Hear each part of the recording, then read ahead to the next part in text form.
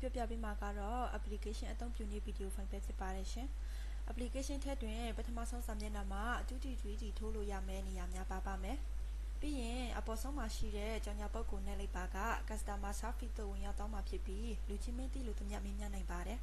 အောက်ဘက်ချမ်းကိုဆွဲလိုက်ပါကငွေသွင်းနည်းဗီဒီယိုငွေထုတ်နည်းဗီဒီယိုအကောက်ဖင်နည်းဗီဒီယို application အသုံးပြုနည်းဗီဒီယို 2D ကစားနည်းဗီဒီယိုများနဲ့အတူရှက်သွယ်စုံစမ်းနိုင်ရန် Telegram Viber link များလည်းထည့်ထားပေးပါတယ်ရှင်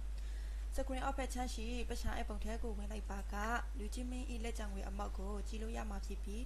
ငွေသွင်းငွေထုတ်ချင်းများလုပ်လို့ရမှာဖြစ်ပြီးတော့မှငွေသွင်းငွေထုတ်မတက်များကိုလည်းကြည့်လို့ရမှာဖြစ်ပါတယ်။ပုံမျက်နှာပြင်အောက်ဘက်ချမ်းမှာရှိတဲ့ကလင်နာပုံလေးကိုနှိပ်လိုက်ပါက